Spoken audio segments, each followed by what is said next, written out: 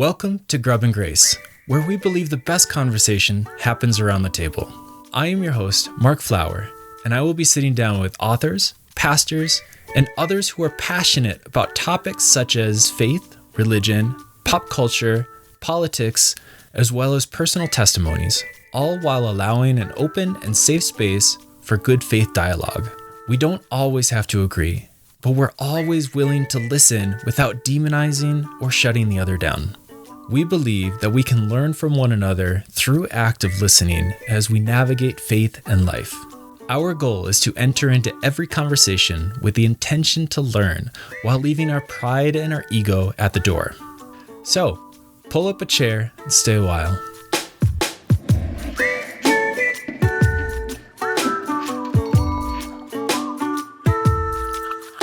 Welcome to Grub and Grace. I'm Mark Flower. I'm here with my guest, Daniel Thompson. He is a mad scientist, a writer, director, actor, and editor, all in film, just does fantastic work. Welcome to the show, Daniel. Happy to be here. Thank you for having me. Oh, of course. So today we're going to be talking about movies, pop culture, and the core of it, AI, and how it all kind of integrates and comes together and creates this beautiful thing, or in some perspectives, a monstrous thing. So, Daniel, why don't you tell me a little bit about yourself and just kind of, what my viewers can learn about you? First off, I'm just a filmmaker that is totally obsessed with movies. So, to give you like a little backstory, this is a small backstory. Back in 2020, like literally when the pandemic started, we were all stuck in our little bubbles. I was so bored that I was like, it would be cool if I like put myself in a scene from Star Wars. And it was like the scene where like Han Solo is like talking with Greedo. And I just shot it. I was trying to match the lighting and stuff. And at the time, Photoshop had some new like tool where you could like remove any object from the image, and it was like a rudimentary version of what it is now, which is heavily AI. I tried that out. Had way too much fun making it, and people were like, "You got to do some more," and then fast forward to now, I'm like a Jedi master at putting myself in movies, but adding a comedic spin to them.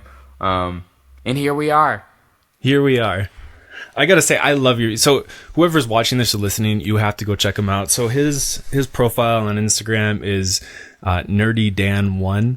It's NERDYDAN1, the number 1. And he's got some fantastic content, like just like he was talking about with the Greedo, put himself in Greedo and in place of Han Solo, and he's got some recent stuff. He's put himself with like talking to like Wolverine, or he's been himself Wolverine, talking to the other X-Men and everything. And it's so funny the way he puts everything together and just finds these little moments where you can kind of snip these little things in there. Thank you, man. Thank you. I appreciate that. I think it's a wish fulfillment thing. Like when you're watching a movie, you're like, what would I do if I was in that scene? Mm-hmm. And that's kind of the root of it, I think. I think everybody really does that when they watch a movie. They always kind of put them, especially when you're watching actors like Keanu Reeves or someone who's just a very blank slate. They're just such I don't want to say bland, but in a way, their characters are kind of bland in a way, and it makes it easier to put yourself into their shoes and kind of imagine yourself as that character. Kind of like I said, Keanu Reeves, like John Wick. Like I oftentimes do that. I hear from other people like John Wick is a very easy one to kind of put yourself in the shoes, or like Neo or something like that.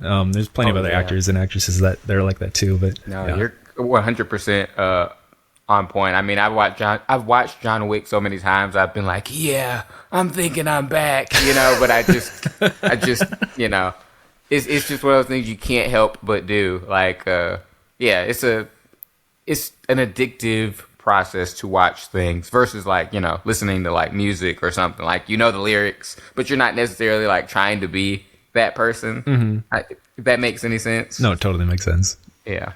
So speaking of like The Matrix and Neo and everything like that, we're gonna be talking about AI today, and this is my try to be smooth transition into our topic, right?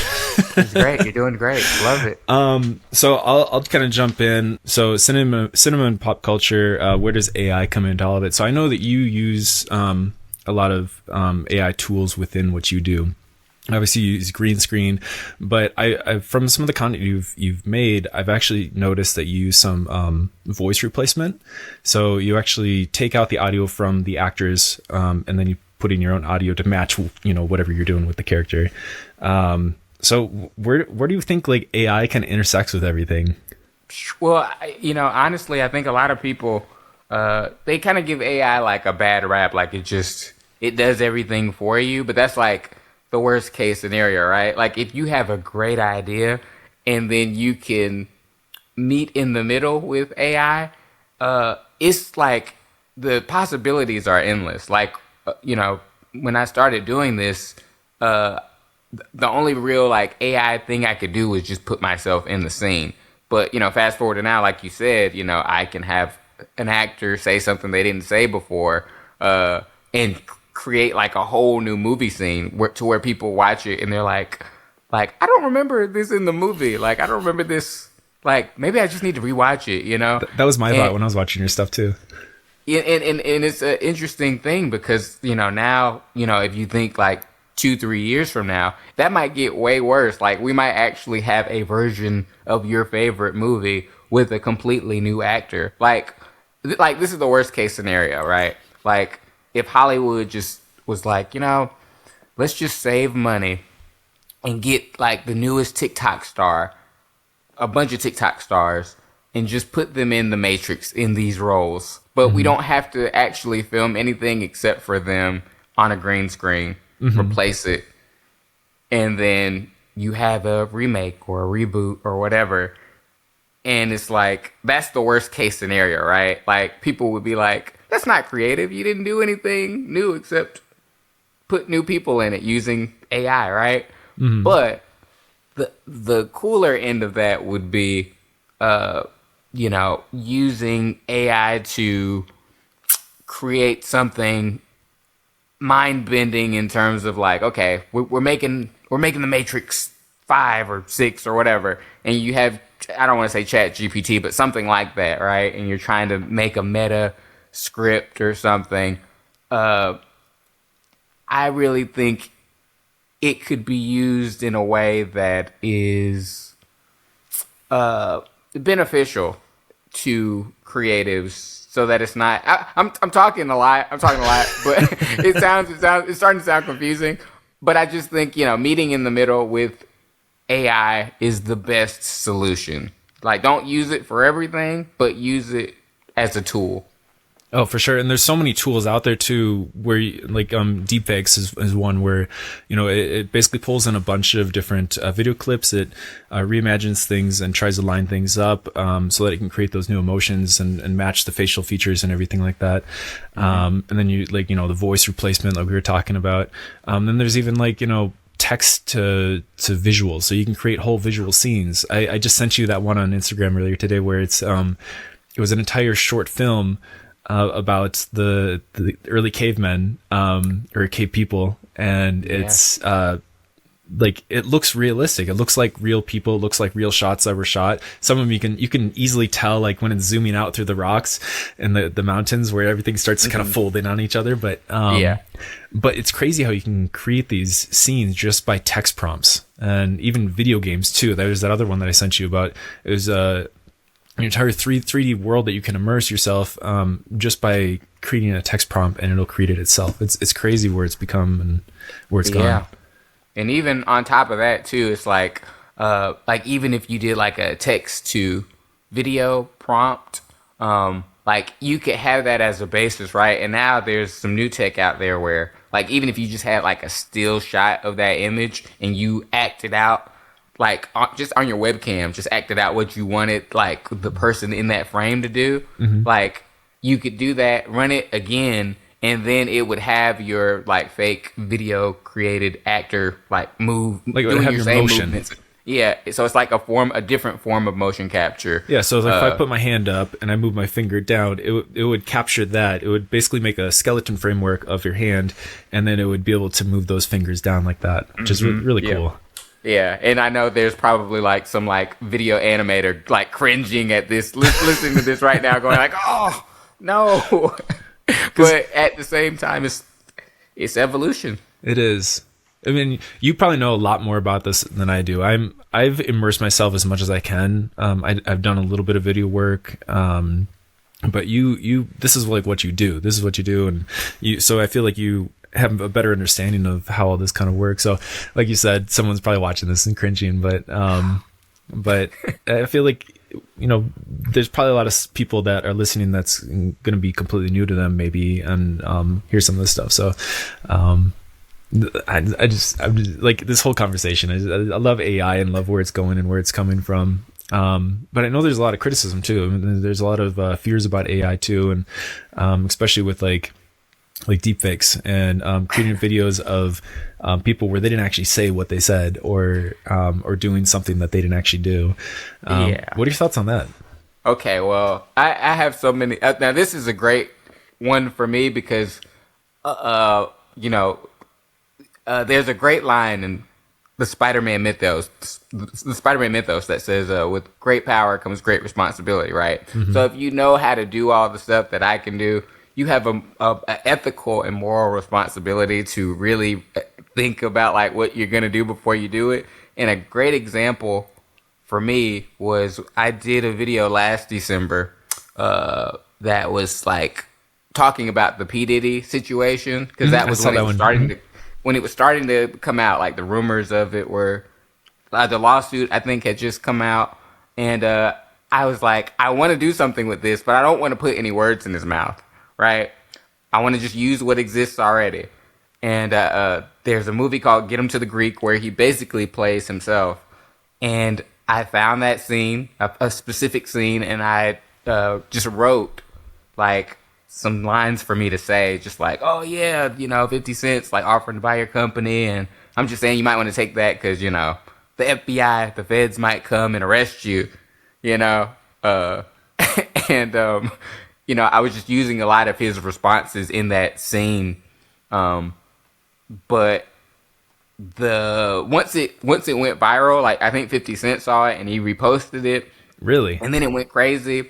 And then, I was getting like people like sending me death threats and stuff like that, and just like other people going like, dude, this is crazy. Like, I don't even know if I don't know if this is real or not. And then, it traveled through the grapevine to me eventually that like Diddy himself had saw it, mm-hmm. and he had like a whole legal team and stuff like that. He was like trying to figure out like, can we get this guy? Like, is there any way we can like, do something with them? But for me, it was like I'm protected under like a parody law or something. It's like a creative attribution or something like that. Yeah, so it was like, and I didn't put any words in his mouth. Thank God I didn't put any words in his mouth. But I think, I could see somebody that didn't have as much restraint mm-hmm. as I did taking it way too far. And, if you take it way too far, there's people that don't like their voices to be used because, AI is a data-based thing, right? Like the more you give it, the more it can learn. So imagine if you're an actor and you've been working for like 30 years and I have 30 years worth of material to learn how you would be sad, how you would say something happy, all your nuances can just be assembled with AI. And I think that's very scary to some people. Cyberbullying, I mean, you could do so much dark stuff with this stuff.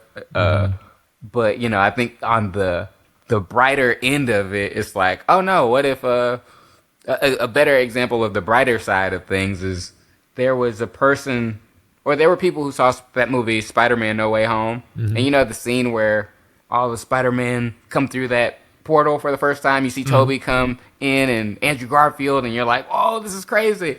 There was a bunch of people who felt like, man, I was really wishing Miles Morales would have shown up, and that's the biracial Spider-Man. I was from the hoping to. animated movies. Yeah, he's great, right? And so I decided, wouldn't it be cool if I like just got a Miles Morales suit and I came out of that like thing and just created my own little scene? And I did that, posted it, and like the Miles Morales and Spider-Man community, they were like, "Oh my gosh, this is so great! My son, he is so happy right now watching this video. He wants to see more." And I'm like, and they were like, "You got to make some more of this." And I'm like, I can only make things that pre-exist, in a movie, so I can't really like make a full-length thing of it, right? But I think like that shows the potential of how you can really like make your dreams come true with AI. Like, speaking of the racial thing, like a lot of the characters, especially around like superheroes, it's very like audience driven, the fans driven. Like if there's a lot of hype, they're gonna make it.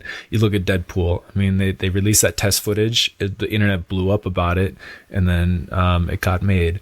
Then you look at like Miles Morales, and the hype has always been high. It's super high, yet he hasn't made his debut yet in live action. I mean, they've made the the Spider-Verse, 2 of them so far, but which were amazing, by the way. But but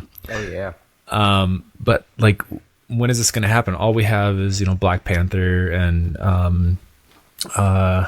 was it Monica Rambeau from like WandaVision and Marvel? Yeah, Miss Marvel.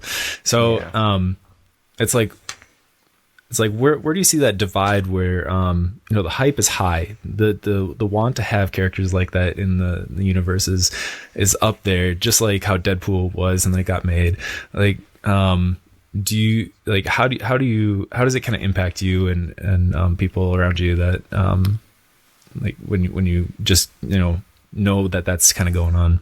No, that's a great question. I mean, honestly, I think we've heard it for years where people are like, we want to see more representation across the board. We want to see, somebody that looks like us on the big screen or whatever, a lot of people feel that the Miles Morales character is, he's so fresh and so new, really. Like, I think he wasn't really even created until like 2012 or 11, something around that time. So he's very fresh, and I think everybody is very precious over like the interpretation of that. Some people think if they put him in live action, he needs to be like a kid, right? He needs to be young, like in the animated movies. But then some people would say, well, he needs to be like a little older, just because like we don't want to see that same story told again, right? So it's a pickle to do things with characters that have so much weight attached to them, because you want to do it right. And I think when we do eventually see Miles Morales, it'll be in a way we weren't expecting. Like, I think we'll see him sooner than we think. Like in the next 3 or 4 years, I think we'll see him pop up, not in a Spider-Man project, but in like a Marvel thing, because it's the multiverse right now. Not to get geeky right now with you. Well, I guess technically we did see him in live action. What's his name? Childish Gambino. That's right. I forget his the actor's name, but we did see him, I guess, technically. Technically. He played his uncle. He played Miles Morales' No, but he actually showed up in the second Spider-Verse as Miles Morales. That's right, as the Prowler. Mm-hmm. Yeah. Yeah, so he wasn't Miles Morales in that scene. Right. Okay. He's the Prowler. And he played Miles Morales' uncle both times. So it's like, that's really cool to see, because I think Donald Glover was like an inspiration for the creation of Miles Morales, and had a little hype before they cast Andrew Garfield. They were like, oh, well, maybe we'll cast Donald Glover as Peter Parker. Obviously, the world would have went into complete chaos if that had if that had happened. But I think I think the byproduct of people being curious to see that version of Peter Parker that looked like Donald Glover was Miles Morales. So like everything has like an interesting canon to it. Mm-hmm. So I kind of wanted to use this as a pushing off points to this next thing. I kind of want to talk about like biases within AI. So bringing it back to AI full circle.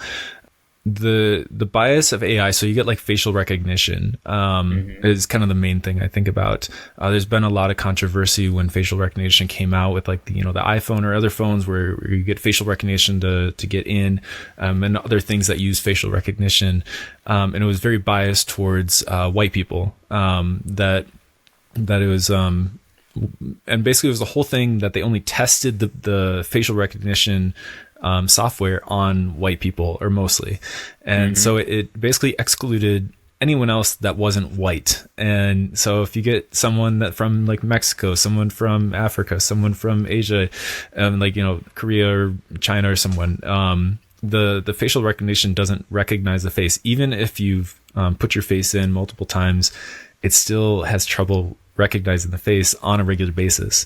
I know they've gotten better because of all the backlash of it. But do you see any other like biases within AI, with the other tools that we kind of talked about, or anything else within AI?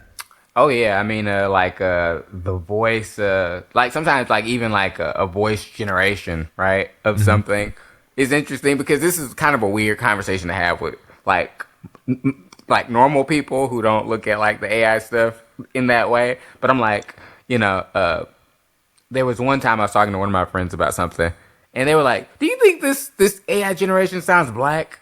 And I was like, "I don't know. What does black sound like?" Like we could really get into it and be like, like if you're thinking of like a 70s exploitation flick, and you're like, "I'm Shaft," or what Robert Downey Jr. did in Tropic Thunder, does that sound black? I mean, it's debatable. It definitely did sound of an ilk of black, right? But it's like, what does a modern day black person sound like? And I think you can't answer that question, right? Because like, where are you from? Like, that's the thing. Like with the AI, you have to be so specific to create a voice that sounds like whatever ethnicity you want, because at the same time you have to put in where they came from, where they grow up, like were one of their parents from Boston, and where the other parent from like, I don't know, North Carolina, what does that accent sound like? And I think AI at this point doesn't have the necessary complexity to process all that information. So you get like a very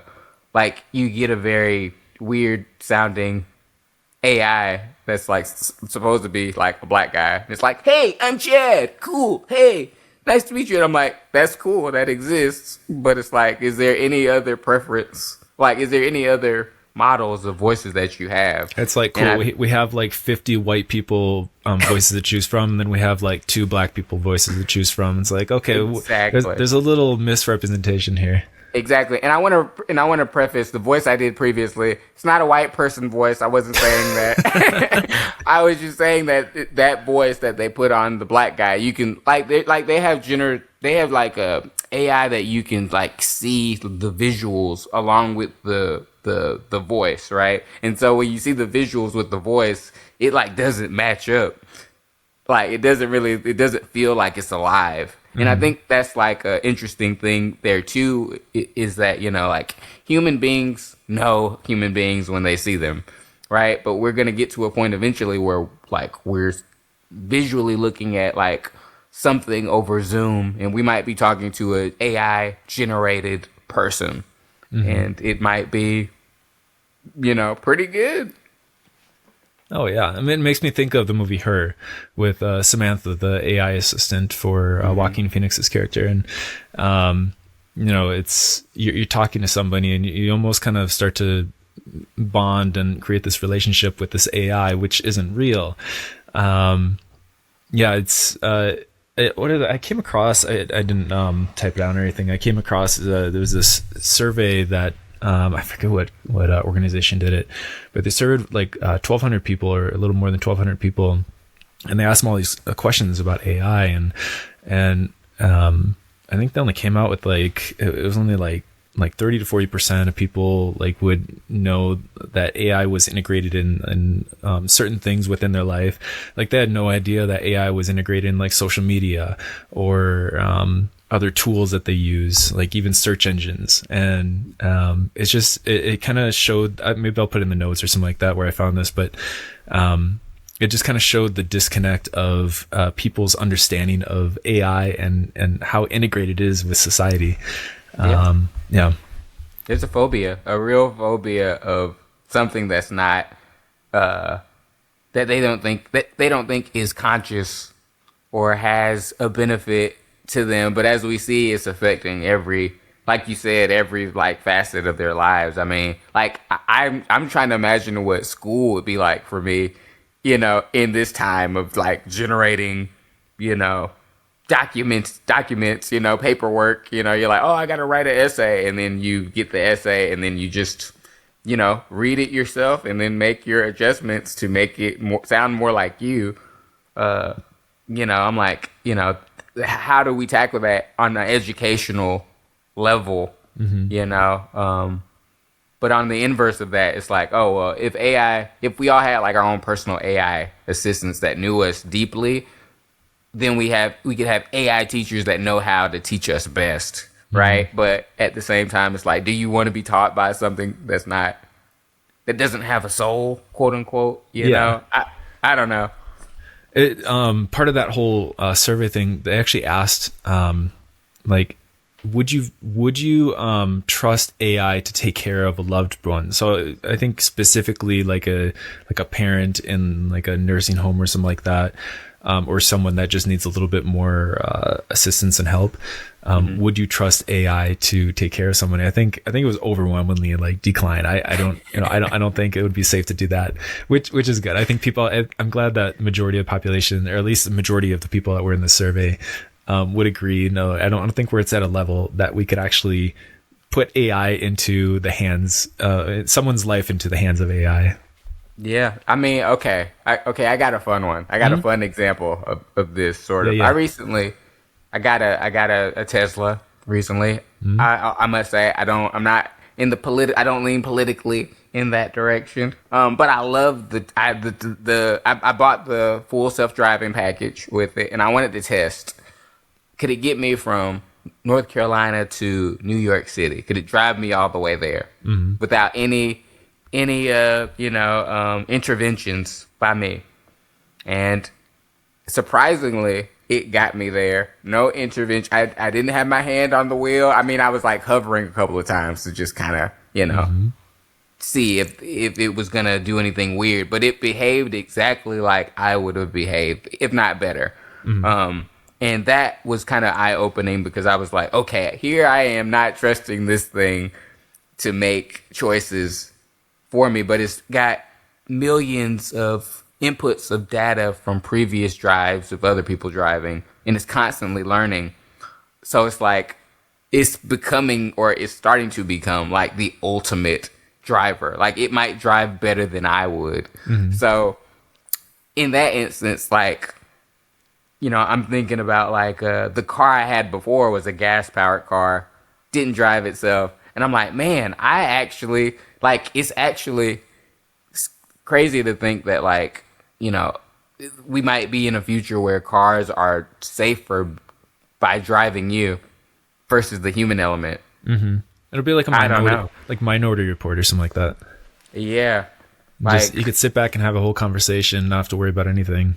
Have a spot of tea or something like that. And It's crazy because it's like, okay, well, you know, how much control, but this also goes into like Terminator or The Matrix, you know, like where it's like, how much control are we as human beings okay with giving up? Like that's like the kind of the scary conundrum where it's like, yeah, I feel safer with it doing stuff, but I also like the free will of just being able to have my hand on the wheel and just, you know, speed a little bit, you know, if I want to down an open road, but. Is that like responsible? No, I don't know. That's the question.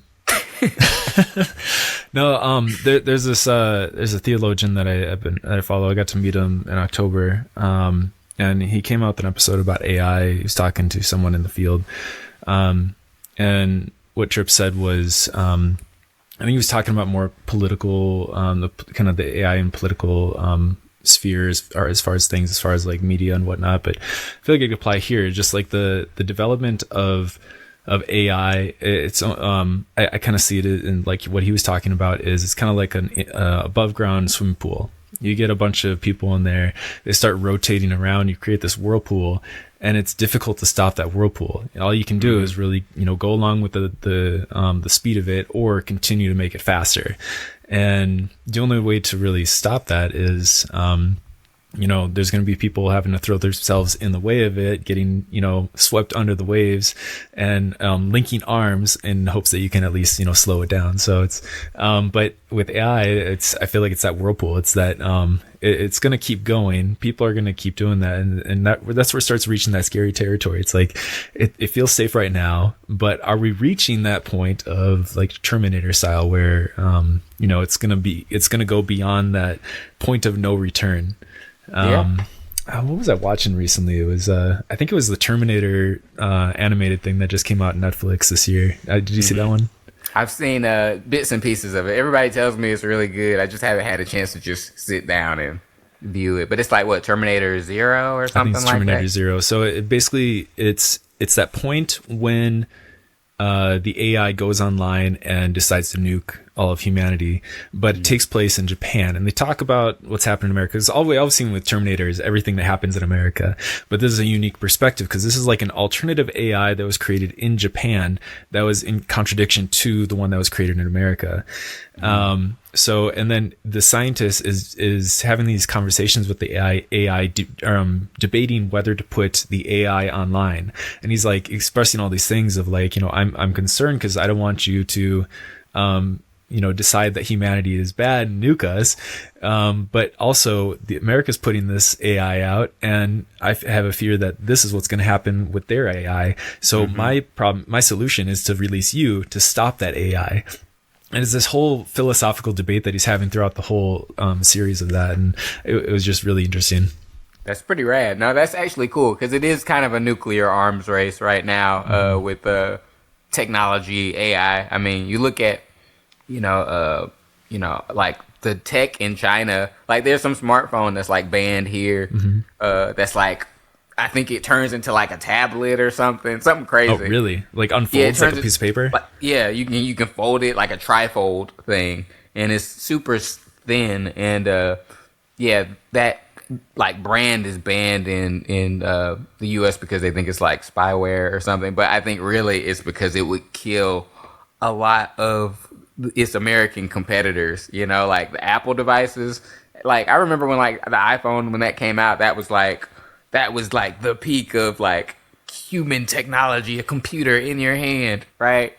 But now it's like, people's tastes have kind of evolved to where it's like, oh, well, I want a camera inside of the phone with this resolution, but I also want the screen size.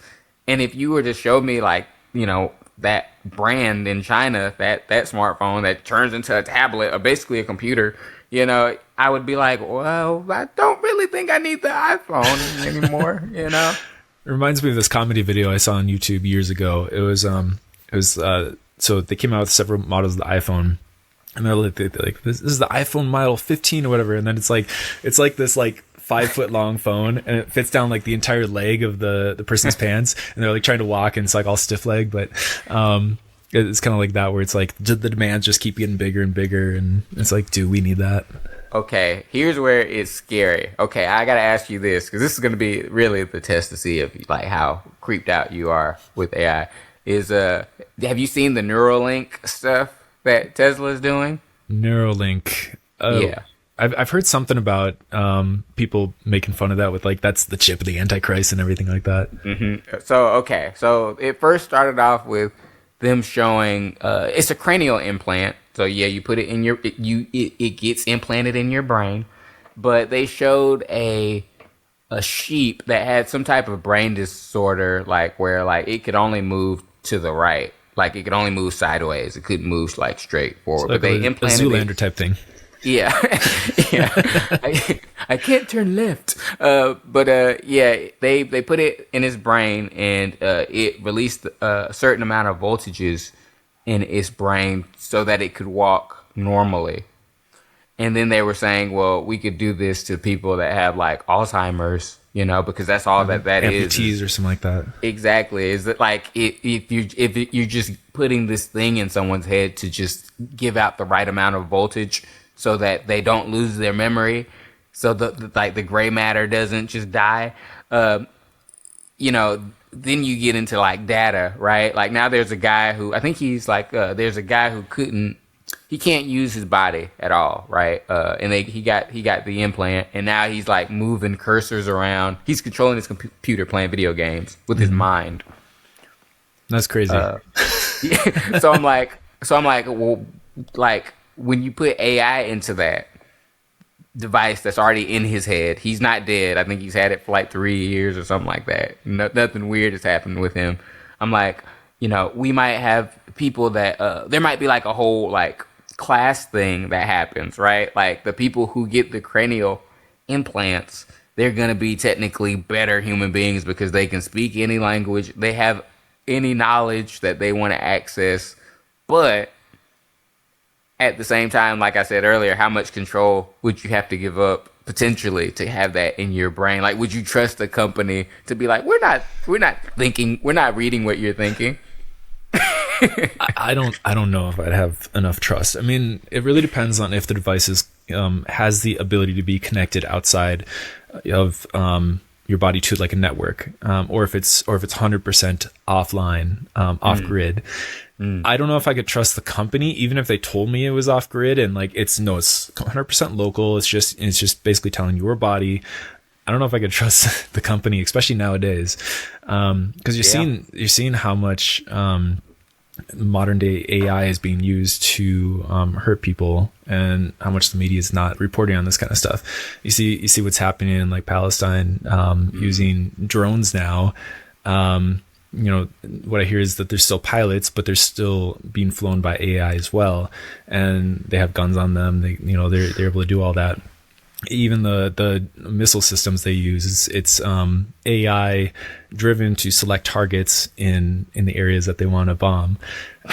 Even like you mentioned, China with some of their technology, they just came out with a self-driving AI like police bot that can. I saw that. Yeah, it's like a ball, like a wheel. It's like a single wheel with like a little casing around it, and it can drive up to like 35 miles an hour. It can follow suspects if they're fleeing on foot. It can shoot the nets and apprehend the perpetrator until police are able to get to the person. But it's crazy, maybe not the police thing might be used wrongly, but like the thing with the Palestine thing, a lot of people are worrying about with like Amazon, their little drop ship drones, that technology is actually being used in Palestine for that kind of thing. So it's kind of scary to like when you hear about that kind of stuff. It really makes me doubt that if those ocular implants are actually going to be used for good, or if they could potentially be hacked or, driven by the company that put them in. So it's kind of scary territory. I could kind of see like somebody not paying their subscription fee, and then you just get dumber. Or they just paralyze you or something like that. Yeah, it's like, oh my gosh, I used to know, like all these complex math problems, but now I just want to watch TV. I need my Cheetos. Yeah, so it's like, or I think there was a show called Year Million, and it was giving all of these like hypothetical things that were likely to happen in the future, like when we reach that like technological point, and it was like people would stop speaking, and it would just be people would just be communicating with their like minds to each other. And people that couldn't afford that, they would be looked at as like the new like poor class, where it's like, oh, you're talking with your mouth. That's just wasting so much energy, It makes me think of your alien videos that you've been doing. Oh my gosh, yeah, I love those. I love that video just because it's so simple. Something about an alien that just doesn't talk, like with his mouth, is just kind of funny. And like I think human beings, we view aliens. It depends on like what your theology is. Some people like view aliens as like this like demonic thing. Other people view it as like, oh well, maybe they're just like us, but like they might not have like our problems. Like maybe our problems are just like human problems. But I'm kind of cynical, where I'm like, if there's life, there's gonna be conflict. So any type of life form on a different planet would probably have Mm-hmm. similar issues, maybe. Yeah, and like you said, there probably would be conflict. Because you look at fear. If you have another conflict of interest, you fear that you're going to lose something from that conflict of interest. So that's what drives behavior to keep your position. A lot of people, I think it was the love of money is kind of the root of all evil, and I think that's where it kind of stemmed from. That it's not money what people fear to lose. It's the fear of just losing anything in your life. And it's kind of like where people that have not very much, you don't really have that fear driven life, whereas people with abundance in their life, they have that fear, and that could be where the AI comes in, where maybe that's what's kind of driving some of that fear with AI, because it's so easy to like we were talking about, just the fear of AI, where AI is going, where, it could be used to kill people. It could be used to paralyze people or make them dumber, whatever the case. But, where it stands, AI is a very helpful tool, like we were talking at first. So it's trying to find that middle ground of, talking about hypotheticals, but then seeing them as hypotheticals and not kind of get lost in the weeds of, revolving your whole life around this like fear of what it could be. Yeah, and and that's like you kind of said, it's like who polices this, right? Like ethically, I feel like we all as human beings have a say in like what direction it goes towards, right? But when you look at people that are not like middle class or whatever, their view on AI is like infinitely more scary. Like they don't even want to learn how to use it. Mm-hmm. Because they're just like, no, I'm happy with like doing things the manual way. And then, me, I'm like, well, you need to know it just so you can, know what you're dealing with, like it's a competitive market right now. It's competitive, in the job market with like, do you know how to use any like AI stuff? Like if you're a creative person, or if you're a numbers person, it's like, it affects so many like lives right now on like it's not super scary, but I feel like there's people that like within companies, they're trying to figure out how they can use AI and still keep their jobs, right? But I feel like the ultimate end to this AI stuff is for us to just be creative. Mm-hmm. Like honestly, like I think this is like my wild idea, so to take this with a grain of salt. I think eventually we'll get to a point where basically everybody will have access to everything. There probably won't be classes, like levels or whatever. Like right now, billionaires are trying to figure out how to like control this AI stuff. But to a certain point, once it gets to like its peak, it's just going to be like, well, we know everything. We don't need you to do, we don't need you to make decisions anymore. It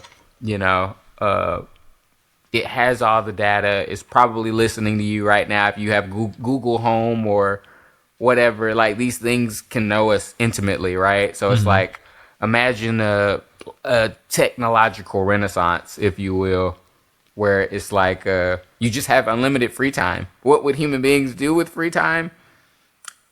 I don't know, because the human mind needs to stay busy, right? Like we do need to stay busy doing things, have goals. But it's like if you are a construction worker and you like construction, like what does that mean when there's a robot that can do your job, 24/7? Mm-hmm. Like what are we as human beings without those purposes anymore? Mm-hmm. Oh, of course. I don't know. It's it's a tough question to answer. Yeah. Sorry to get dark. That was kind of dark, but I don't know. That's totally fine. I mean, I could even go way darker with all this stuff. I feel like I've got notes on here that I'm like, should I even go this deep? And I'm like, I don't want to take up your time either. So hey man, I'm an open book. I'm like the guy that loves talking like philosophy about this type of stuff because it's endless, right? And if you have a bajillion questions and you don't want to get into it, I understand. Well, I mean, I was going to bring something up about how like you're talking about,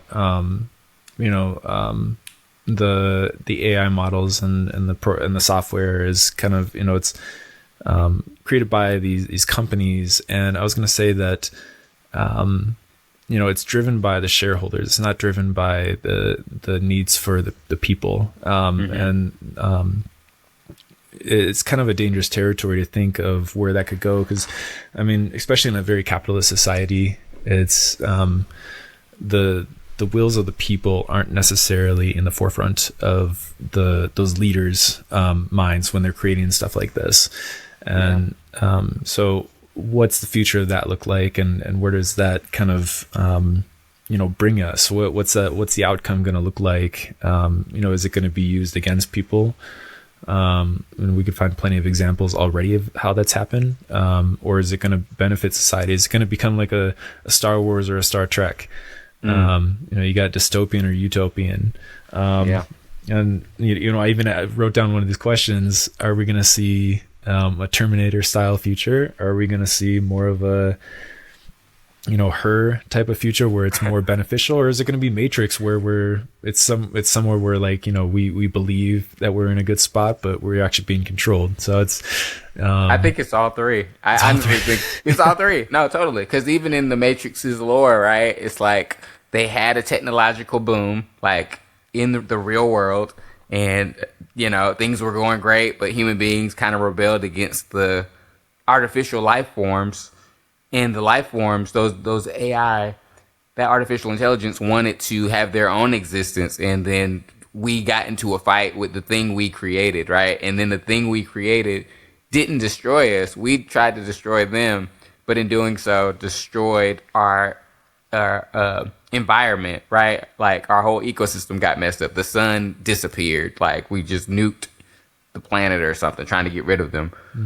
But the AI, knowing human nature, human beings decided to take all the humans that they could and put them into a simulation that wasn't perfect, because human beings can't take perfection, clearly.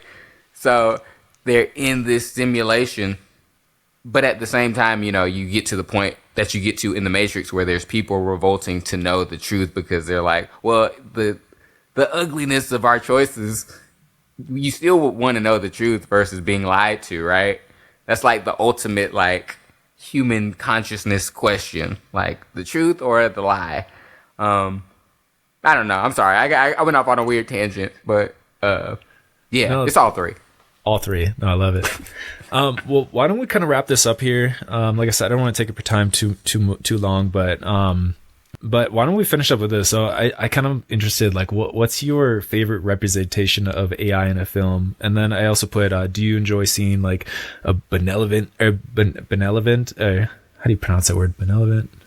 I don't know. Benevolent. Yeah, I think you got it right. Yeah. AI like Wally or R2D2 or Samantha and her, or do you prefer to see like the menacing death machine, like Terminator, or even like what's that, Ex Machina, where she kind of revolts against her master? I like the ones kind of in the middle, like that kind of look evil but maybe aren't, like in the second Avengers movie, you got Ultron, right? And he's just been fed all this data of all the world's events, and he's like, yeah, you guys are gonna kill each other if I don't do something about it, which I just need to kind of wipe the slate clean a little bit. Not kill everybody, but kill enough people to where we can start over and do something better. But to like a human person with like a conscience, you would be like, that's wrong. You can't just kill people. But like to an artificial intelligence, it's like, it's just simple numbers, it's not it's not cruel. But there's no actual like ethics behind it. It's like you said, this makes sense mathematically. Yeah. And that's hard to argue. Like that's hard to fight against, right? Like, I don't know, but that's my answer. I like those type of artificial intelligences, because it seems closest to what we have now. Yeah, I don't know what I would choose. I think I like a mix of both, like the helpful AI versus like the death machines. I think I like them for both different reasons. So, like you were talking about, like there's a lot of truth, even though it's lacking some of that like empathetic or ethical side of it. Like it's like, no, they have a point with what they're saying, and it brings up these conversations. Like, should we bring the ethics into it, or should we kind of go by these numbers? And Maybe that's why you love it, because it brings in those conversations. It makes you think a little deeper, and yeah. I'm kind of on track with you on that. Yeah, no, you're 100% spot on, man. This is fun. I really enjoyed this conversation. Dude, seriously though, this has been such a pleasure. I never know what to expect going into these conversations. I've reached out to so many people, and like I've gotten turned down by a lot of people. Like, no, I don't want to be on anything like that. But then, like you and a couple other people, it's like, no, let's talk. Like, you know, we can find a really good conversation. So, this has just been such a good one. Hey man, I'm happy to have delivered for you. Okay, I think I mean, I've done a few podcasts before, and I think this was a fun one just because this one was like very philosophical, and also techie. You know, like when you those marry are the kind two of my together. sweet spots. Yeah. Because I grew up in a very like religious household, very Christian household, so like we're always kind of thinking about like morality and living in the world, but also keeping your values. Like, how do you find that balance and stuff like that? So it's very interesting. Now, Dan, where can people find you? Because I know you have a social media presence. I don't know if like you have a website or anything like that, or. Yeah, so I don't have a website right now, but that's in the works. But you can find me on Instagram at nerdydan1. That's NERDYDAN1. And then you can also find me on TikTok with the same username, and then on YouTube as nerdydan. So, if you want to see me do some cool movie stuff and continue to see where it takes me, please give me a follow. Please check him out. He's got some really cool stuff. Well, I'm gonna log us out here, but it's really been a pleasure. Thank you so much for coming on here. Thank you. The pleasure was all mine, man. Thank you. That's it for today's episode of Grub and Grace. I hope you enjoyed our discussion. Music is by Fleece Mob with the song Everything You Need. Graphics and visuals by Root and Branch Creative.